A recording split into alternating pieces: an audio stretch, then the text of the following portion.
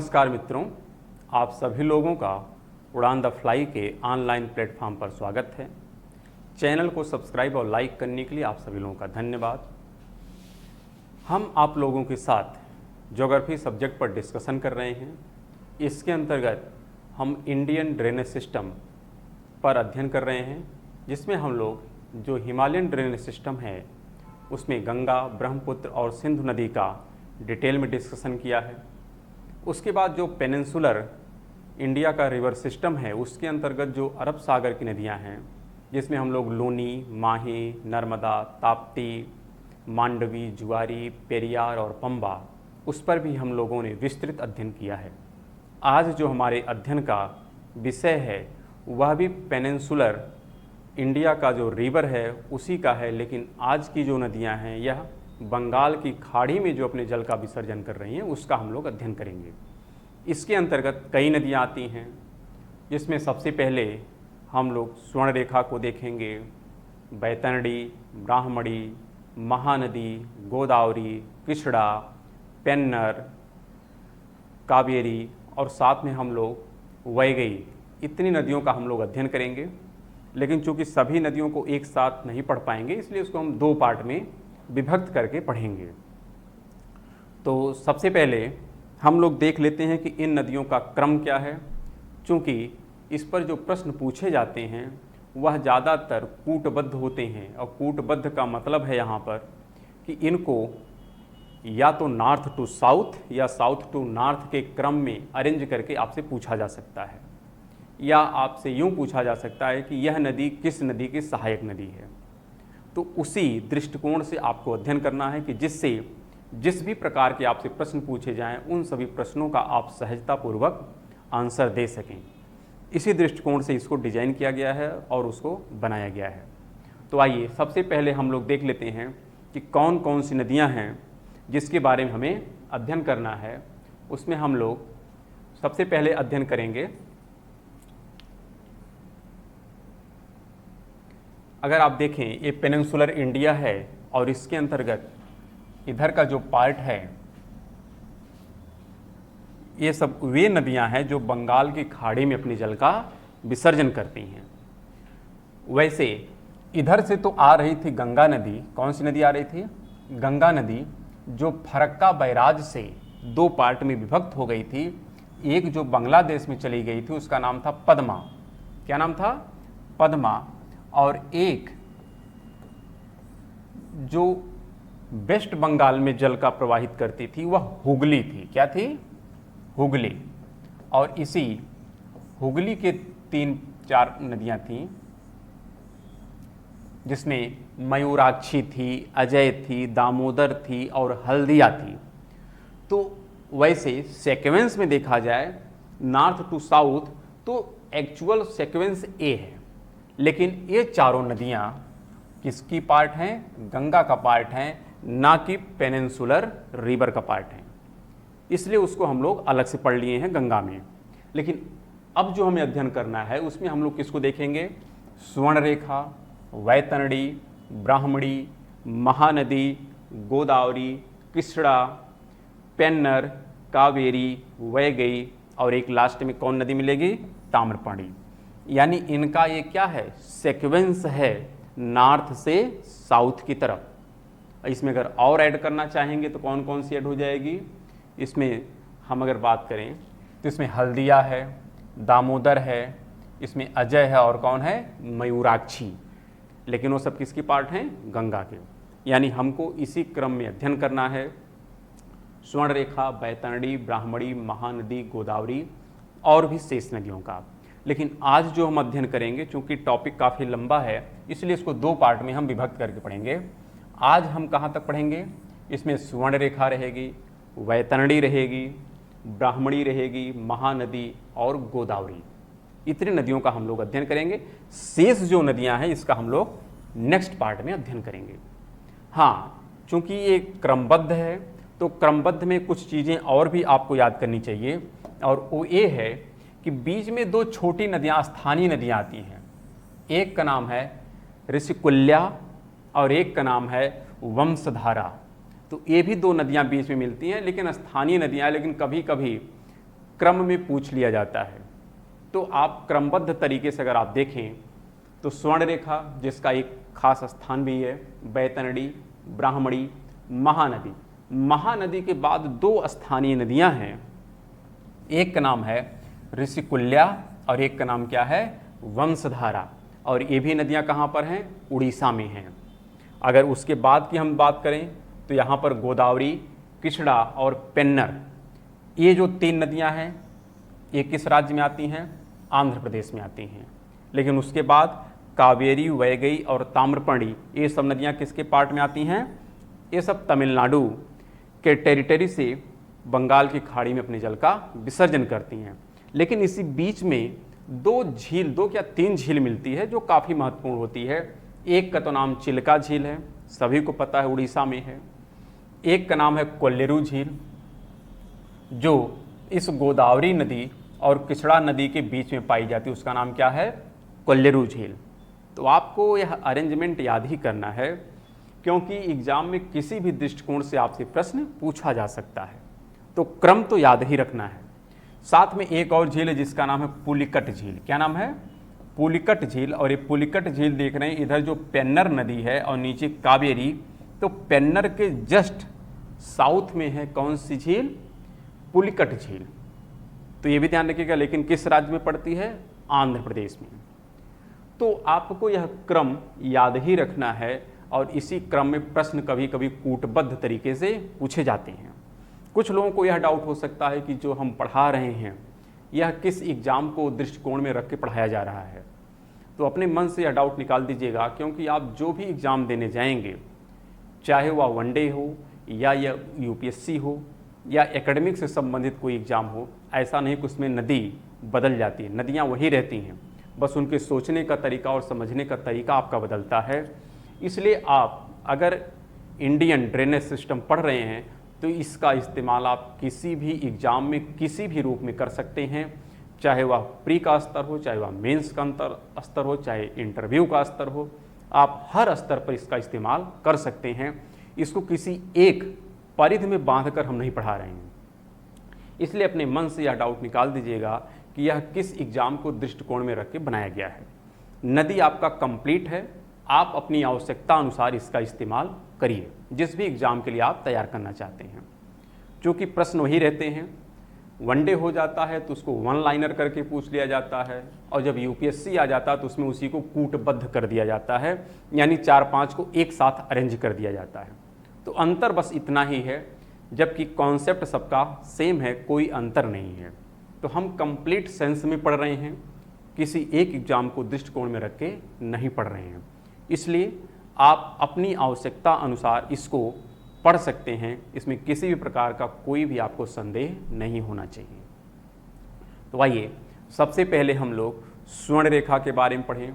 देखिए, इसमें से जो महत्वपूर्ण नदियां हैं वह कुछ ही हैं, सभी महत्वपूर्ण नहीं हैं।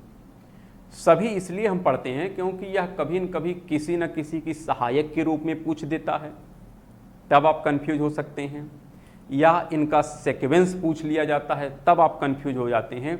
इसलिए सभी नदियों का नाम और उनका सीक्वेंस आपको पता होना चाहिए, इसलिए सारी नदियां लिखी जा रही हैं, ना कि सभी नदियों से प्रश्न आते हैं। तो यहाँ पर स्वर्ण रेखा का कोई खास स्थान नहीं है, बस स्थान इसलिए महत्वपूर्ण है क्योंकि इनको अरेंजमेंट करने में आपको आसानी हो जाती है कि यह किसी की सहायक नहीं है, बल्कि यह एक स्वतंत्र नदी है और यह कहाँ पर है, नॉर्थ में है। और किसके नीचे मिलेगी, यहाँ पर जो आपकी है हल्दिया नदी, हल्दिया के नीचे मिलती है, और कहाँ पर है, वेस्ट बंगाल वाले सेक्शन में आती है। तो इसी क्रम में हम लोग पढ़ते हैं। तो आइए सबसे पहले हम लोग स्वर्ण रेखा के बारे में अध्ययन करते हैं, फिर बैतरणी के बारे में, फिर ब्राह्मणी के बारे में, फिर महानदी के बारे में। क्रम कैसे याद करेंगे, कुछ लोग कंफ्यूज हो सकते हैं कि सर बैतरणी नॉर्थ में है कि ब्राह्मणी नॉर्थ में है। तो चिंता करने की जरूरत नहीं है, ब्राह्मणी में भी माँ है और महानदी में भी क्या है, माँ है। तो ये देखो, ये महानदी का माँ और ब्राह्मणी का माँ, तो ये दोनों माँ एक साथ रहेंगे। तो ये तो स्पष्ट हो गया कि यानी जब महानदी, तो महानदी से संबंधित ब्राह्मणी, तो ब्राह्मणी महानदी के ऊपर होगी और उसके ऊपर कौन हो जाएगी, बैतरणी, और बैतरणी के ऊपर कौन है? स्वर्ण रेखा। तो आपको क्रम याद हो सकता है, कोई विशेष असुविधा होने वाली नहीं है। चलिए अब देखते हैं कि स्वर्ण रेखा से संबंधित कौन कौन से पॉइंट बन सकते हैं। यह उन्हीं का पीपीटी है कि जिससे नदियों के नाम आप आसानी से पढ़ सकें। जैसे स्वर्ण रेखा है, बैतरणी है, ब्राह्मणी है, महानदी, गोदावरी, कृष्णा, पेन्नर, कावेरी, वैगई और ताम्रपर्णी, ये सारी नदियां हैं जिसके बारे में हमें अभी अध्ययन करना है। इसमें से सिर्फ आज हम कहाँ तक अध्ययन करेंगे? गोदावरी तक का आज हम लोग अध्ययन करेंगे। शेष नदियों का अध्ययन दूसरे पार्ट में करेंगे। अब देखते हैं कि स्वर्ण रेखा नदी कहाँ से निकलती है, कहाँ पर अपने जल का विसर्जन करती है और यह क्यों खास है।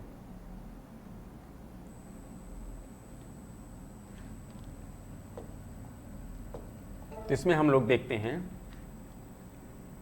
कि जो स्वर्ण रेखा है, यह स्वर्ण रेखा नदी जहाँ से निकलती है उस स्थान का नाम है रांची का पठार। क्या नाम है? यह रांची के पठार से निकलती है। रांची का पठार कहाँ है? हम जब पठार वाला सेक्शन पढ़ेंगे, यानी जब पूरे पर्वतों की संरचनाओं को पढ़ेंगे, तब हम पठार पढ़ेंगे। और उस पठार का एक पार्ट है जिसका नाम है पूर्वी पठार। उसी पूर्वी पठार में एक का नाम है छोटा नागपुर का पठार, एक का नाम है रांची का पठार, महानदी बेसिन, और एक का नाम क्या है? दंडकान्या का पठार। तो जो छोटा नागपुर वाला सेक्शन, उसी छोटा नागपुर वाले में एक पठार मिलता है जिसका नाम है रांची का पठार। और उसी रांची के पठार से जो नदी निकलती है उसका नाम क्या है? स्वर्ण रेखा नदी है। वैसे स्वर्ण रेखा नदी देखने में ऐसा लगता है कि यह सिर्फ उड़ीसा में ही अपने जल का विसर्जन करती है, लेकिन ऐसा नहीं है। यह निकलने के पश्चात कुछ टर्निंग बनाती है और टर्न करके यह वेस्ट बंगाल में भी एंट्री करती है। वैसे इसके पहले वाले मैप में हमने देखा था कि स्वर्ण रेखा है, बैतरणी है, ब्राह्मणी है, महानदी है, ऋषिकुल्या नदी है या वंशधारा, ये सब उड़ीसा के तट से बंगाल की खाड़ी में जल का विसर्जन करती हैं। लेकिन इसमें से जो स्वर्ण रेखा नदी है, वैसे जल का विसर्जन तो कहाँ पे करेगी?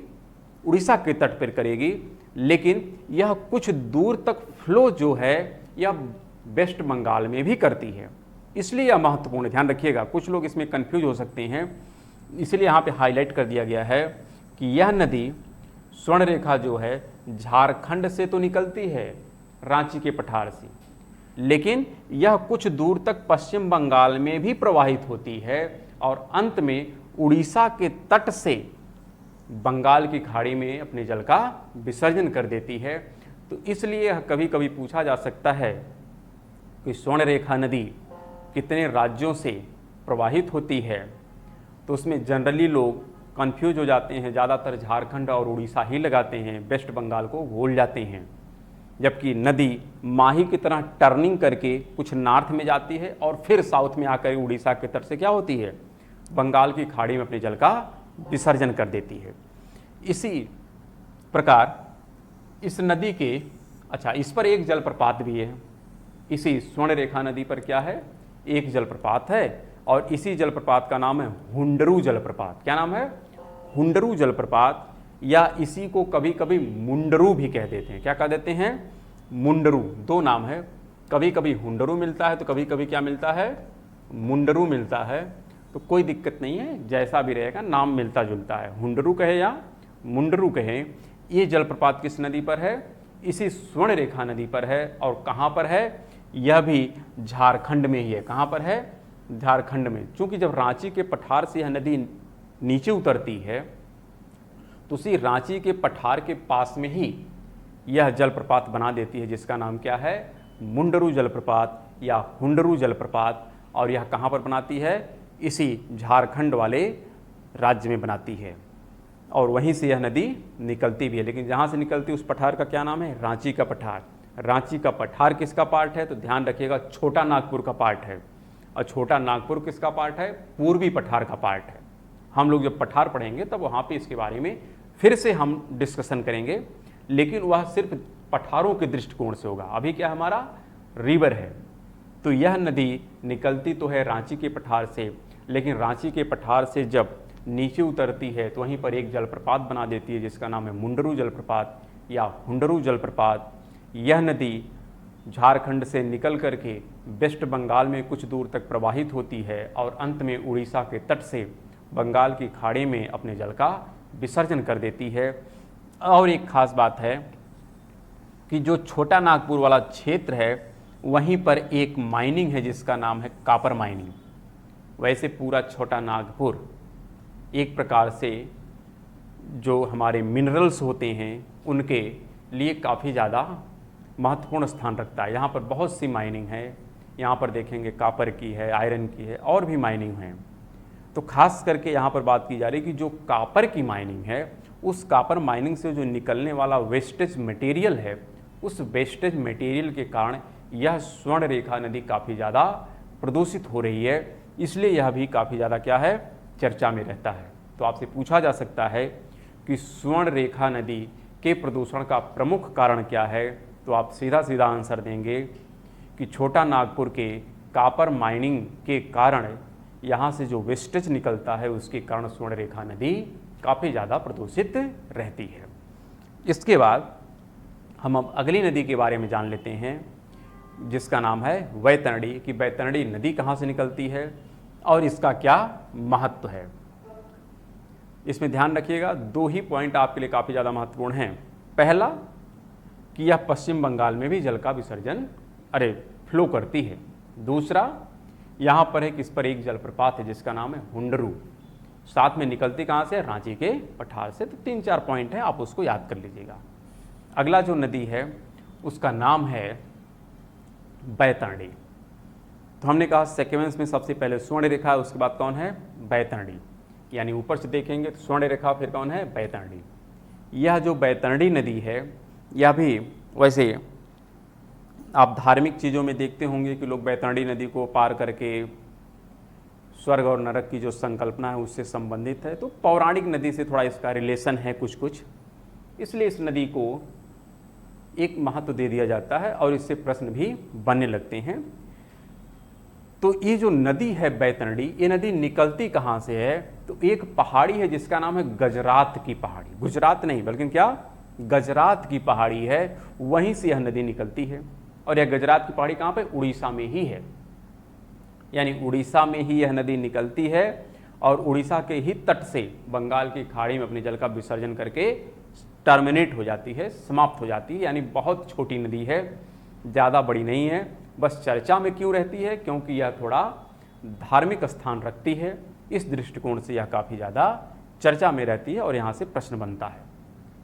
अन्यथा आप इसका क्रम याद रखिएगा, इसके नॉर्थ में कौन है, उत्तर में उसका नाम है स्वर्ण रेखा, इसके दक्षिण में कौन है, इसके दक्षिण में जो नदी उसका नाम है ब्राह्मणी। इस सीक्वेंस याद कर लीजिए और साथ में ये भी याद कर लीजिए कहाँ से निकलती है, तो उसका नाम है गजरात की पहाड़ी और कहाँ पर है, उड़ीसा में। यानी यह उड़ीसा से ही निकलती है और उड़ीसा के ही तट पर बंगाल की खाड़ी में अपने जल का विसर्जन कर देती है। इतना ही इसका महत्व है। अगली नदी जो है उसका नाम है ब्राह्मणी। क्या नाम है, ब्राह्मणी।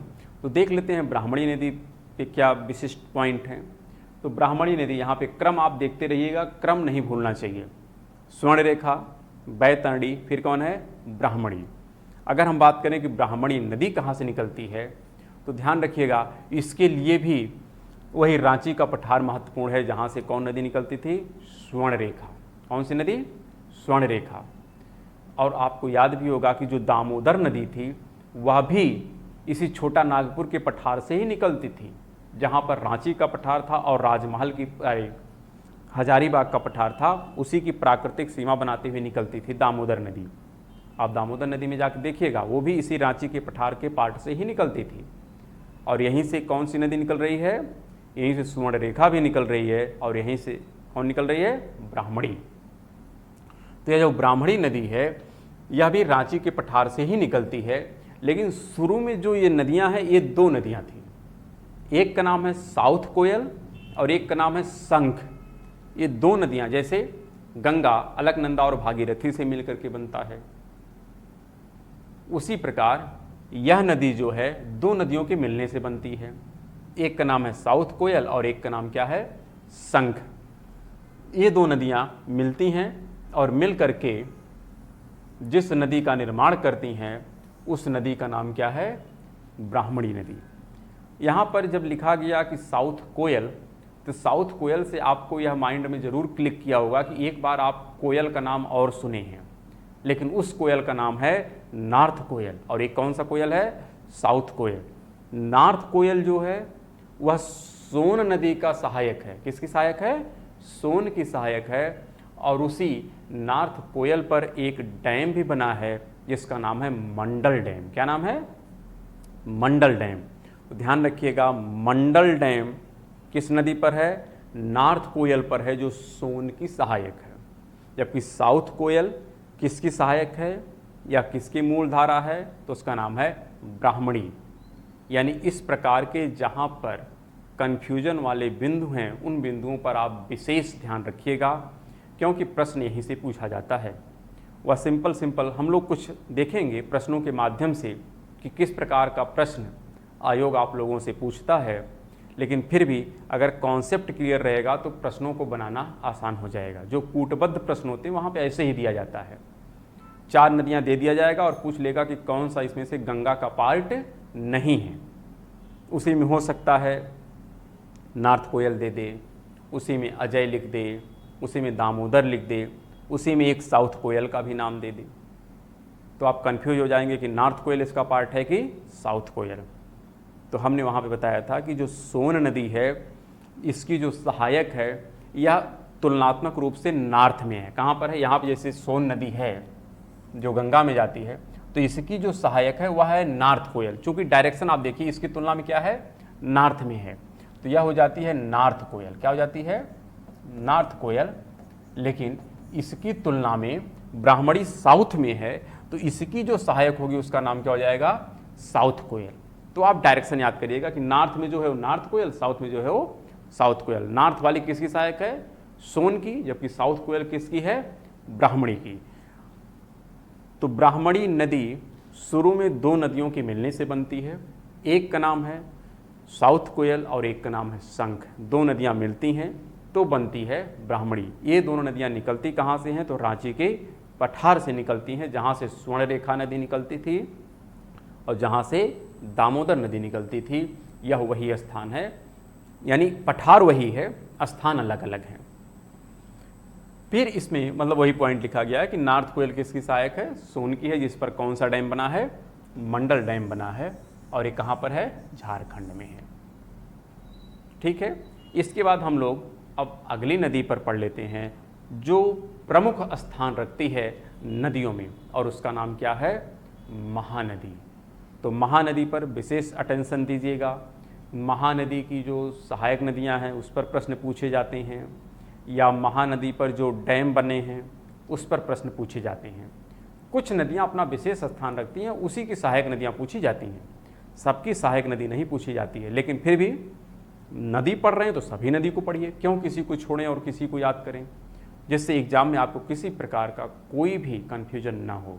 इसलिए सभी नदियों पर आप विशेष ध्यान बनाए रखिएगा और सबको उतने ही कंसंट्रेशन पूर्वक पढ़िएगा। तो आइए, अगली नदी जो प्रमुख है उसका नाम है महानदी। और यह महानदी जहाँ से निकलती है, अगर हम उस स्थान की बात करें तो वह स्थान काफ़ी ज़्यादा महत्वपूर्ण स्थान रखता है, और वह है अमरकंटक। क्या नाम है? अमरकंटक। अमरकंटक से हमने पहले भी डिस्कशन किया था कि 3 नदी निकलती। कितनी नदी निकलती है? 3 नदी निकलती है। यहाँ पर देख रहे हैं, यहाँ महानदी है, यहाँ पर है अमरकंटक। कौन है? अमरकंटक। लेकिन अमरकंटक काफ़ी विस्तृत पार्ट में है, और इसी अमरकंटक से एक नदी निकलती है जिसका नाम है नर्मदा। इसी अमरकंटक का जो एक्सटेंशन पार्ट है छत्तीसगढ़ में, यहाँ से निकलती है एक नदी जिसका नाम है महानदी। और इसी अमरकंटक से एक नदी निकलती है जो ऊपर चली जाती है उत्तर की तरफ, जिसका नाम है सोन। क्या नाम है? सोन। लेकिन तीनों अलग अलग स्थान से निकलती है। जो नर्मदा नदी है यह जिस स्थान से निकलती है इसका नाम है अनूपपुर। क्या नाम है? अनूपपुर। और ये कहाँ पर है? एमपी में है।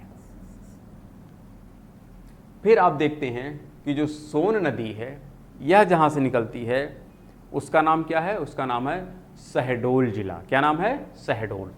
ये जो नदी है यह जहाँ से निकलती है इसका नाम है शहडोल। यह भी एमपी में था, यह हम लोग सोन में देख चुके हैं। लेकिन जो महानदी है यह भी तो निकलती है इसी अमरकंटक से ही, लेकिन अमरकंटक का एक कौन सा पार्ट है, एक्सटेंशन पार्ट है, उसका विस्तृत क्षेत्र है। और यहाँ पर एक पहाड़ी है जिसका नाम है सिहावा पहाड़ी। क्या नाम है, सिहावा पहाड़ी। और जो जिला है उसका नाम है धमतरी जिला। तो यहाँ पर जो पहाड़ी है इसका नाम क्या है, सिहावा। क्या नाम है, सिहावा। आगे हम लोग पीपीटी में देख लेंगे, इसका नाम सिहावा पहाड़ी, लेकिन स्थान का नाम क्या है, धमतरी जिला है। तो ध्यान रखिएगा, महानदी भी अमरकंटक के ही पार्ट से निकलती है, लेकिन जो पहाड़ी है उसका नाम है सिहावा पहाड़ी और जिला कौन सा है, धमतरी। जबकि अमरकंटक से दो और नदियां निकलती हैं, एक का नाम है सोन और एक का नाम है नर्मदा। तो आइए इसी महानदी के बारे में थोड़ा विस्तृत जानकारी लेते हैं कि महानदी की कौन कौन सी सहायक नदियां हैं और महानदी पर कौन प्रमुख बांध बनाए गए हैं जिसलिए वह चर्चा में रहती है। तो इसी का एक बनाया हुआ हाथ से मानचित्र है, उसी के बारे में हम लोग थोड़ा सा अध्ययन कर लेते हैं। यहाँ पर आप देखिए, ये जो महानदी है ये जिस स्थान से निकलती है उस स्थान का नाम है त्रियंबक का पठार। क्या नाम है, त्रियंबक का पठार। यहाँ से यह नदी निकलती है और यह नदी कई राज्यों से होते हुए आगे बढ़ती है। इसकी कुछ प्रमुख सहायक नदियां हैं, इनका नाम आपको एक साथ याद करना है, यानी अलग अलग नहीं। जो इधर की देख रहे हैं, यानी अगर नदी का फ्लो ऐसे है तो इसका यह डायरेक्शन कौन सा हो जाएगा, लेफ्ट या राइट। देख लीजिए, आप इसी डायरेक्शन में चेहरा करके खड़े हो जाएंगे तो यह आपका लेफ्ट हो जाएगा और ये क्या हो जाएगा, राइट। तो जो लेफ्ट की नदियां हैं उसमें कौन कौन सी हैं, सियोनाथ, हंसदो, मंड, आईवी, यानी 4 नदियां हैं, सियोनाथ, हंसदो, मंड, आईवी। तो आप एक साथ नाम याद रखिएगा, सियोनाथ, हंसदो, मंड, आईवी, सियोनाथ, हंसदो, मंड, आईवी। इसी प्रकार जो राइट वाली हैं इसमें भी जो नदियां हैं यह भी काफ़ी अच्छा है। देखिए, ओंग तेल जोंक, क्या है, ओंग तेल जोंक। एक और उसका नाम है प्राची। तो आप याद कर लीजिएगा, लेकिन एक साथ पढ़ना है, ओंग तेल जोंक प्राची। और ऊपर कौन है, सियोनाथ, हंसदो, मंड, आईवी। तो आप दो बार 3 बार 4 बार 5 बार क्या करिएगा, नाम को आप पढ़िएगा, लेकिन एक साथ, अलग अलग नहीं, एक साथ पढ़िएगा और ड्रॉ करिएगा पेपर पे। तो आपको ये नदियाँ याद हो जाएंगी कि यह नदी किसकी सहायक है। साथ में इस पर 2 बहुत प्रमुख बांध बनाए गए हैं। एक का नाम है हीराकुंड, जो काफ़ी ज़्यादा चर्चा में रहता है। क्यों, क्योंकि काफ़ी लंबा है, लेंथ काफ़ी ज़्यादा है। साथ में एक और है, उसका नाम है नारच। क्या नाम है, नारच। तो 2 डैम हैं, एक का नाम हीराकुंड जो सबसे लंबा है भारत का बांध, और एक है नारच बांध, और यह कहाँ पर है, कटक उड़ीसा में है। और जो हीराकुंड है कहाँ पर है, संबलपुर में है। यानी यह इधर बंगाल की खाड़ी है, तो इधर से सबसे पहले कौन आएगा, कटक, फिर कौन आता है, संबलपुर। तो संबलपुर में आपका हीराकुंड है और कटक में कौन है, नारच बांध है। और ये 2 बांध कहाँ पर हैं, महानदी पर हैं और उड़ीसा में ही हैं। इस महानदी की जो सहायक नदियाँ हैं उसमें कौन कौन सी हैं, सियोनाथ, हंसदो, मंड, आईवी। नीचे की कौन कौन सी हैं, ओंग तेल जोंक और प्राची। यह नदी निकलती कहाँ से है, तो आप कहेंगे त्रियंबक का पठार है, नासिक, महाराष्ट्र। तो उसी के बारे में हम लोग थोड़ा पीपीटी के माध्यम से देख लेते हैं कि ये नदी निकलती कहाँ से है और इस पर कौन कौन से डैम बनाए गए हैं। तो देखिए, यहाँ पर जो ये नदी है, इस नदी की जो उत्पत्ति है, थोड़ा यहाँ पर हम लोग महानदी की चर्चा कर रहे हैं और उत्पत्ति के बारे में हमने क्या बोल दिया, गोदावरी के बारे में। तो इस चीज़ को थोड़ा संशोधित कर लीजिएगा, क्योंकि जो नदी की उत्पत्ति हम लोग देखिए कि अभी अमरकंटक से 3 नदियाँ निकलती हैं, नदी वही है, लेकिन उत्पत्ति हमने क्या कर दिया, थोड़ा गोदावरी के बारे में बता दिया, तो उसको मैनेज कर लीजिएगा। यह नदी निकलती कहाँ से है, तो अमरकंटक का जो एक्सटेंशन है जिसका नाम क्या है, धमतरी जिला, और वहीं पर एक पहाड़ी है उसका नाम है सिहावा पहाड़ी। तो यहाँ पर ध्यान रखिएगा, ये पहाड़ी कौन सी है, सिहावा पहाड़ी है, और यह अमरकंटक का ही पार्ट है, लेकिन जिला कौन सा है, धमतरी जिला है, छत्तीसगढ़। यहाँ से इस नदी की उत्पत्ति होती है, और इस नदी की जो सहायक नदियाँ उसमें कौन कौन सी हैं, सियोनाथ, हंसदो, मंड, आईबी, और कौन सी हैं, ओंग, तेल, जोंक और प्राची। यहाँ पर बिंदी लगा दीजिएगा, ओंग, तेल, जोंक और प्राची इसकी प्रमुख सहायक नदियाँ हैं। और यह देख रहे हैं कि यह नदी कितने राज्यों से होकर के प्रवाहित होती है, तो जाहिर सी बात है छत्तीसगढ़ से निकल रही तो छत्तीसगढ़ तो रहेगा ही रहेगा, साथ में कौन सा राज्य और आएगा बीच में, तो उसमें उड़ीसा है। कौन है, उड़ीसा। यानी यह 2 राज्यों की प्रमुख नदी है, एक का नाम है छत्तीसगढ़ और एक का नाम है उड़ीसा। इन्हीं 2 राज्यों से होकर के यह अपने जल का प्रवाह करती है। इसकी कुल लंबाई की अगर बात किया जाए तो 858 किलोमीटर है। कितना है, 858 किलोमीटर है। और जो टोटल इसका कैचमेंट एरिया है, जितने दूर का यह जल लेकर के आगे बढ़ती है, वह एरिया है 1,41,600 स्क्वायर किलोमीटर। टोटल इसका एरिया है, कैचमेंट एरिया, जितने दूर का यह जल लेकर के प्रवाहित होती है। साथ में हमने कहा था कि जब इंडियन प्लेट आपकी तिब्बत वाली प्लेट के नीचे सबडक्ट हुई थी तो कुछ फ्रैक्चर्ड हुए थे, और उसी फ्रैक्चर्ड में नर्मदा नदी, ताप्ती नदी प्रवाहित तो होती हैं, साथ में और भी नदियां हैं, लेकिन उन नदियों पर कोई चर्चा होती नहीं है। और उसी में एक नदी कौन है, महानदी भी है। यह महानदी भी भ्रंश घाटी से ही बहती है, सोन भी भ्रंश घाटी में बहती है, दामोदर भी भ्रंश घाटी में बहती है, लेकिन वो सब चर्चा में नहीं है। लेकिन फिर भी आपको जानते रहना है कि यह महानदी किस में बहती है, भ्रंश घाटी में बहती है, लेकिन भ्रंश घाटी में बहने के बावजूद यह अरब सागर की तरफ नहीं जाती है, बल्कि किधर जाती है, बंगाल की खाड़ी में जाती है। जबकि नर्मदा और ताप्ती भ्रंश घाटी में बहने के कारण ही किधर चली जाती हैं, अरब सागर में चली जाती हैं। इस डिफरेंस को आप जानते रहिएगा। फिर है, इस पर 2 बांध बने हैं, एक का नाम है हीराकुंड और एक का नाम है नारच। यहाँ पर नारच होगा, नाराज नहीं बल्कि क्या है, नारच। तो यहाँ पर नारच बांध है और एक का नाम क्या है, हीराकुंड।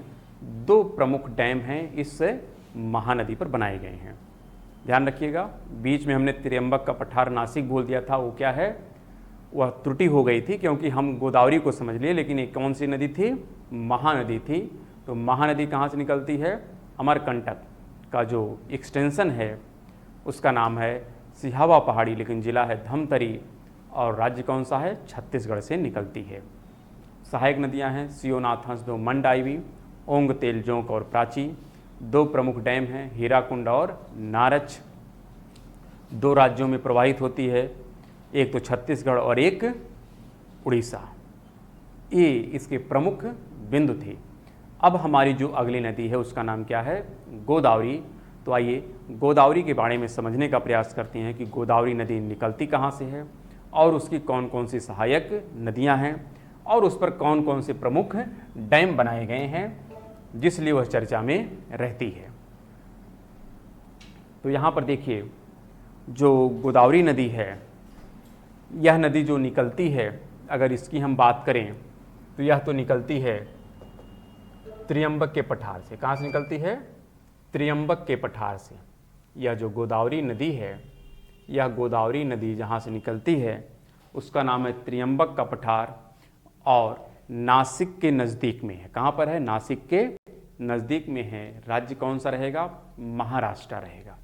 तो क्रम देखते रहिएगा, सुवर्णरेखा, वैतरणी, ब्राह्मणी, महानदी, और उसके बाद कौन आ रही है, गोदावरी। लेकिन बीच में दो और छोटी नदियां हैं, एक का नाम है ऋषिकुल्या और एक का नाम है वंशधारा। आप लोग एटलस में देखते रहिएगा। तो यह क्रम पूछा जा सकता है, जबकि उनका और कोई खास स्थान नहीं है, बस क्रमबद्ध करने में आपसे पूछा जा सकता है कि जो ऋषिकुल्या है या वंशधारा है, यह नदियां किस स्टेट में हैं और किसके नॉर्थ तथा किसके साउथ में हैं। तो ध्यान रखिएगा, ये भी उड़ीसा में ही हैं, लेकिन किसके साउथ में हैं? तो महानदी के साउथ में है और गोदावरी के नॉर्थ में है। तो एटलस में उसको देख लीजिएगा, उसका प्रॉपर आपको लोकेशन मिल जाएगा। हम लोग किसे देखते हैं? गोदावरी को देखते हैं कि गोदावरी निकलती कहाँ से है और गोदावरी की कौन कौन सी सहायक नदियाँ हैं। तो आइए उसके बारे में पहले हम लोग अध्ययन कर लेते हैं। तो जो गोदावरी नदी है ये निकलती कहाँ से है? तो स्थान का नाम है त्र्यंबक का पठार। स्थान कौन सा है? त्र्यंबक का पठार। और ये कहाँ पर है? महाराष्ट्र में। यहाँ पर देख सकते हैं आप, ये है महाराष्ट्र वाला सेक्शन है और इसी महाराष्ट्र का जो इधर का सेक्शन है यहाँ पर कौन है? नासिक है। और यहीं पर एक पठार है जिसका नाम है त्र्यंबक का पठार। इसी त्र्यंबक के पठार से यह नदी निकलती है और निकल करके आगे बढ़ती है और बंगाल की खाड़ी में अपने जल का विसर्जन करती है, जिसका नाम क्या है? गोदावरी नदी है। तो इसी के बारे में हमको क्या करना है? चर्चा करना है कि यह नदी रियल में निकलती कहाँ से है और किस किस राज्य से होकर के प्रवाहित होती है और इसकी कौन कौन सी सहायक नदियाँ हैं तथा इस पर कौन कौन से प्रमुख डैम बनाए गए हैं। तो यह कहाँ से निकलती है? नासिक, महाराष्ट्र। लेकिन स्थान जो है पठार, उसका नाम क्या है? त्र्यंबक का पठार से यह नदी निकलती है। ये तो स्पष्ट हो गया। अब इस नदी की जो सहायक नदी है, यानी जो ये गोदावरी नदी है, इस गोदावरी नदी की जो सहायक नदी है, इसका नाम अगर आप देखें तो गंगा से मिलता जुलता है। जैसे गंगा में गंगा शब्द आते हैं, उसी प्रकार इसमें भी कुछ गंगा शब्द आएंगे, जैसे पेन गंगा, वर्धा, वेन गंगा। तो दो गंगा मिल गया ना, पेन गंगा और वेन गंगा। तो यह दो नाम आपको गंगा में दे सकता है या गंगा का दो नाम इसमें दे सकता है। तो आप कंफ्यूज हो जाएंगे कि यार गंगा शब्द गोदावरी से संबंधित है या गंगा से। तो दोनों में है, लेकिन यहाँ पर कौन कौन है? फेन गंगा और वेन गंगा, लेकिन बीच में कौन है? वर्धा। और यही तीनों नदियाँ आगे बढ़ करके एक नदी का रूप ले लेती हैं जिसका नाम है प्राणहिता। क्या नाम है? प्राणहिता। तो आप ध्यान रखिएगा, फेन गंगा, वर्धा, वेन गंगा, प्राणहिता, ये सब किसकी सहायक हैं? इसी गोदावरी की सहायक हैं। लेकिन साथ में दो नदियां और हैं, एक का नाम है इंद्रावती और एक का नाम है सिलेरू। बीच में एक और छोटी नदी है जिसका नाम है सबरी, लेकिन यहाँ पे प्रमुख कौन है? इंद्रावती और एक का नाम है सिलेरू। दो नदी काफ़ी महत्वपूर्ण स्थान रखती है। ये जो इंद्रावती है, इंद्रावती इसलिए महत्वपूर्ण है क्योंकि हम लोग जब देख रहे थे वहाँ पर नियाग्रा जलप्रपात या फिर जोग जलप्रपात, तो उसी में हमने कहा कि जो भारत का नियाग्रा जलप्रपात है, जिसको हम चित्रकूट जलप्रपात के नाम से भी जानते हैं, वह इसी नदी पर बना है और उसका नाम क्या है? इंद्रावती नदी। तो इंद्रावती नदी पर जो सबसे प्रमुख जलप्रपात है उसी को हम कहते हैं भारत का नियाग्रा जलप्रपात। क्या कहते हैं? भारत का नियाग्रा जलप्रपात। और इसी का एक नाम और है, उसको कहते हैं चित्रकूट जलप्रपात। क्या नाम देते हैं? चित्रकूट जलप्रपात। तो जब शरावती नदी हम लोग पढ़ रहे थे कर्नाटका वाली, तो वहाँ पर इसकी चर्चा हम लोग किए थे, लेकिन फिर से यह यहाँ पर मिल गया एग्जैक्ट कि जो गोदावरी की सहायक नदी है इंद्रावती, उसी नदी पर एक जलप्रपात है जिसका नाम है चित्रकूट जलप्रपात, जिसको हम भारत का नियाग्रा जलप्रपात भी कहते हैं। यह चर्चा में क्यों है? क्यों? क्योंकि यह भारत का नियाग्रा जलप्रपात है। ठीक है। इसके अलावा जो यहाँ पर सिलेरू है, यह नदी काफ़ी ज़्यादा चर्चा में रहती है और इस साल यह चर्चा में इसलिए थी क्योंकि यहाँ पर एक ब्रिज बना था और उसका नाम है गुरुप्रिया ब्रिज। क्या नाम है? गुरुप्रिया ब्रिज। और यह गुरुप्रिया ब्रिज 1-2 साल नहीं बल्कि मिनिमम मान चलिए कि 20 से 25 साल लग गई इस ब्रिज को पूरा कंप्लीट होने में। कारण कि यहाँ पे नक्सलाइज्ड जो क्षेत्र था हम कह सकते हैं आंध्र प्रदेश में नक्सलाइट लोग रहते थे।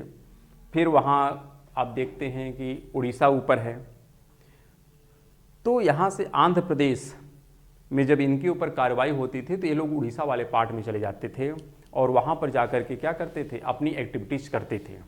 जो यहाँ पर माओइस्ट लोग थे, नक्सलवादी थे, वो लोग करते थे। तो उनके ऊपर कंट्रोल स्थापित करने के लिए इसी सिलेरू नदी पर एक ब्रिज बनाया गया जिसका नाम है गुरुप्रिया ब्रिज। तो यह इतना लंबा समय क्यों लग गया और क्यों यह ब्रिज बनाना काफ़ी महत्वपूर्ण था, इसके लिए थोड़ा हम लोग पीछे वाले मानचित्र को देख लेते हैं कि क्या यहाँ पर स्थिति है और कैसे यह बना है। तो यहाँ पर हम बात कर लेते हैं जो इसके पीछे वाला मैप था।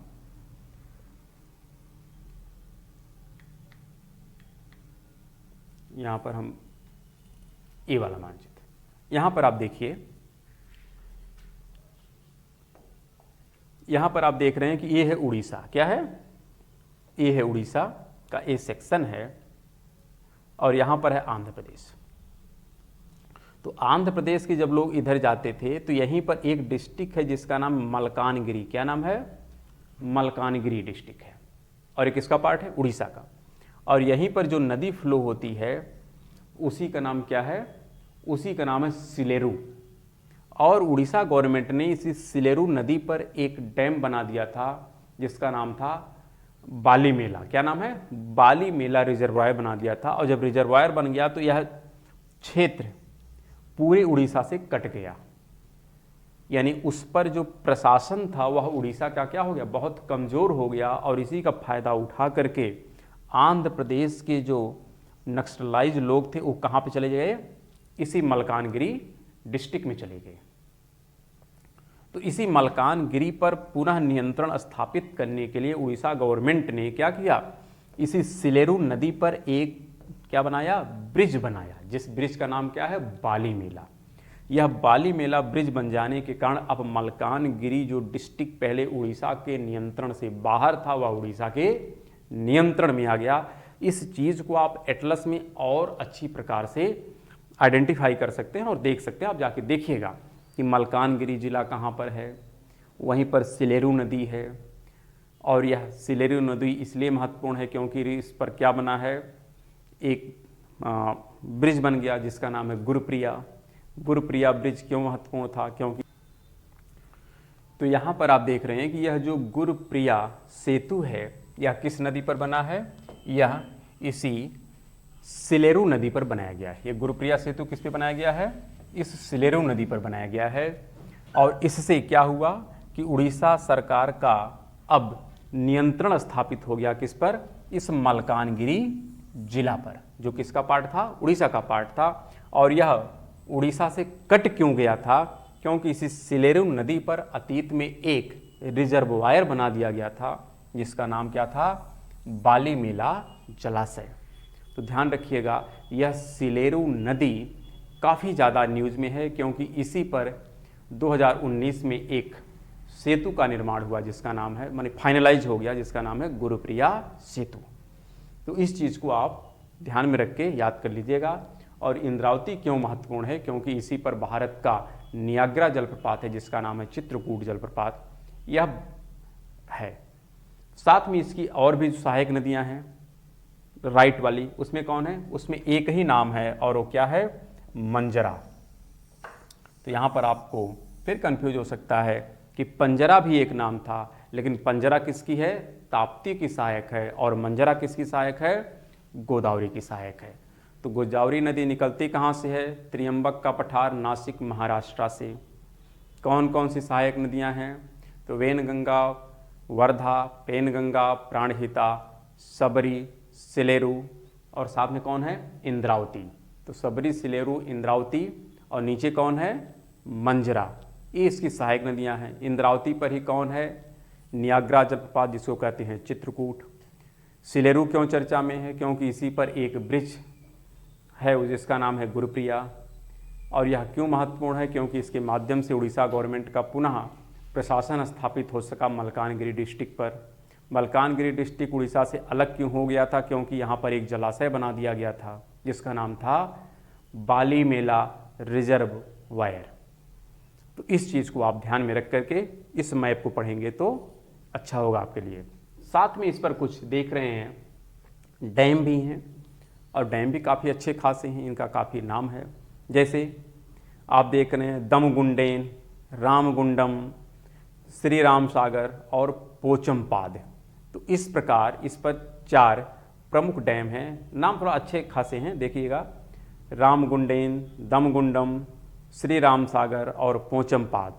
और मंजरा पर भी एक है जिसका नाम है निजाम सागर। तो स्थान राज्य आप याद रखिएगा, निजाम सागर कहाँ पर है, आंध्र प्रदेश में है। फिर दमगुंडेन कहाँ पे है, आंध्र प्रदेश में है। रामगुंडम कहाँ पर है, आंध्र प्रदेश में है। अरे जब ये आंध्र प्रदेश हो गया तो इसके इधर तो आंध्र प्रदेश होगा, तो इसका मतलब सब कहाँ पर हैं, आंध्र प्रदेश में है। तो इसलिए यह गोदावरी नदी काफ़ी ज़्यादा चर्चा में रहती है, और इसकी जो सहायक नदियाँ हैं वह एग्जाम के दृष्टिकोण से महत्वपूर्ण होती हैं, क्योंकि वहाँ से प्रश्न पूछा ही जाता है। तो आइए इसी के बारे में हम लोग थोड़ा पीपीटी के माध्यम से समझ लेते हैं कि यह नदी कहाँ से निकलती है, इसकी कौन कौन सी सहायक नदियाँ हैं और इस पर कौन कौन से प्रमुख बिंदु हैं। तो यह नदी निकलती तो है त्र्यंबक का पठार नासिक महाराष्ट्र से। टोटल लंबाई 1465 किलोमीटर है। क्षेत्रफल 3,12,813 स्क्वायर किलोमीटर है। यह जो नदी है इसका जो ड्रेनेज पैटर्न है सबसे ज़्यादा कहाँ पर फ्लो होती है, अगर एरिया की हम बात करें तो वह है महाराष्ट्र। महाराष्ट्र में सबसे ज़्यादा यह नदी क्या होती है, फ्लो होती है, और लगभग कितना है 48.6%। तेलंगाना राज्य में भी फ्लो होती है, क्योंकि बीच में तेलंगाना भी पड़ेगा, वहाँ पर 18.8% है। छत्तीसगढ़ में 10.9% है, और आंध्र प्रदेश में कितना है, आंध्र प्रदेश और पांडुचेरी दोनों एक में मिला दिया गया है, वहाँ पर 4.5%। कुछ एमपी का भी पार्ट आता है जिसमें 10% है, उड़ीसा भी है और कर्नाटक है। यानी कितने राज्य हो गए, गिन लीजिए, 7 है या 8, गिनिएगा। यहाँ पर इसको जोड़ करके करेंगे तो 8 राज्य हो जाएंगे, वैसे तो 7 राज्य हैं। यहाँ पर फिर देख रहे हैं कि जो सहायक नदियाँ उसमें कौन कौन सी हैं। वैनगंगा है, वर्धा है, वैनगंगा है, प्राणहिता है, इंद्रावती हैं, सबरी हैं और सिलेरू हैं। लेकिन नीचे से कौन है, उसका नाम है मंजरा। हाँ, इसी में इंद्रावती पर कौन है, उसका नाम आपको हमने बता दिया था, चित्रकूट जलप्रपात है जिसका नाम है नियाग्रा। और सिलेरू पर एक कह सकते हैं ब्रिज बना है जिसका नाम है गुरुप्रिया सेतु। हाँ, पंजरा जो है यह तापी की सहायक है। फिर इसी नदी को हम लोग बूढ़ी गंगा भी कहते हैं। इस प्रश्न में बड़ा डाउट रहता है कि भारत की जो दक्षिण भारत की गंगा है या दक्षिण की गंगा है, किसे कहा जाए। तो खैर हम उस कन्फ्यूजन में भी नहीं पड़ेंगे, वहाँ पे कन्फ्यूजन बना ही रहता है कि आयोग क्या कब कौन मान लेगा, गोदावरी को मानेगा या कावेरी को मानेगा। लेकिन फिर भी कुछ कन्फ्यूजन हैं, तो उस कन्फ्यूजन को आप लोग अपने स्तर से हल करने का प्रयास करिएगा कि किसको आयोग क्या मानता है और क्यों मानता है, क्योंकि उसका कोई स्पष्ट रीजन देता नहीं है।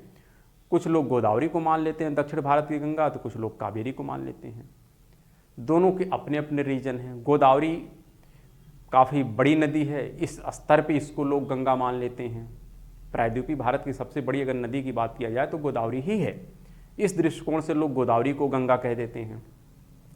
लेकिन कावेरी साल भर जल का प्रवाह करती है, इसलिए कुछ लोग उसको गंगा मान लेते हैं। तो सबके अपने अपने रीजन हैं। खैर उस दुविधा में हम लोग नहीं पड़ेंगे, आप लोग अपने स्तर पर उसे देखिएगा। यहाँ पर इसको बूढ़ी गंगा कहते हैं। क्या कहते हैं, बूढ़ी गंगा कहते हैं। यहाँ पर कोई डाउट नहीं है, ये बूढ़ी गंगा स्पष्ट है कि इसको हम लोग क्या कहते हैं, बूढ़ी गंगा कहते हैं। वैसे गंगा इसी को माना जाए बेहतर है, कारण इसमें 2 सहायक नदियाँ भी गंगा के नाम से हैं, इसे बूढ़ी गंगा भी कहते हैं। इसका प्रवाह क्षेत्र भी काफ़ी लंबा है, तो इसे गंगा कहना कहीं से भी अनुचित नहीं है। लेकिन कुछ मत इसमें ऐसे भी हैं कि जिसमें कावेरी को भी लोग गंगा के नाम से कहते हैं। फिर यहाँ पर इंद्रावती पर जो डैम है उसका नाम है इंद्रावती डैम, नवरंगपुर में है। और इसी पर भारत का नियाग्रा जलप्रपात है जिसको चित्रकूट का जलप्रपात भी कहते हैं। साथ में गुरुप्रिया जो सेतु है मलकानगिरी डिस्ट्रिक्ट को जो जोड़ता है उड़ीसा के मेनलैंड से, वहीं पर एक ब्रिज है जिसका नाम है गुरुप्रिया। लेकिन यह किस कारण से जो मलकानगिरी जिले था उड़ीसा से अलग हुआ था उसका नाम था बालीमेला रिजर्वायर, यानी यही एक बांध बना दिया गया था जिसके कारण यह मलकानगिरी जिला उड़ीसा से अलग हो गया था। साथ में 3-4 डैम और हैं इस गोदावरी नदी पर, जिसका नाम है निजाम सागर, ये तो मंजरा नदी पर है जो आंध्र प्रदेश में है। साथ में है पोचमपाद, रामगुंडम, दमगुंडेन, श्री राम सागर। यह 4 और हैं जो किस पर हैं, इसी गोदावरी नदी पर निर्मित हैं। तो इस प्रकार गोदावरी नदी से संबंधित जो प्रमुख बिंदु हो सकते थे उन सभी बिंदुओं पर हमने डिटेल में डिस्कशन किया, और इससे संबंधित जो और भी कुछ प्रश्न हैं उस पर हम लोग सभी नदियों का अध्ययन करने के पश्चात एक बार ओवरव्यू करते हुए देख लेंगे कि कौन कौन से प्रश्न इससे संबंधित पूछे गए हैं और कौन से प्रश्न पूछे जाने की संभावना है। हम लोग नेक्स्ट वीडियो में जो इंडियन ड्रेनेज सिस्टम का एक प्रकार से लास्ट वीडियो होगा उसमें हम लोग कृष्णा नदी, कावेरी नदी, वैगई नदी और ताम्रपरणी नदी का अध्ययन करेंगे। तो ठीक है, हम लोग मिलते हैं नेक्स्ट वीडियो में। तब तक के लिए नमस्कार, धन्यवाद।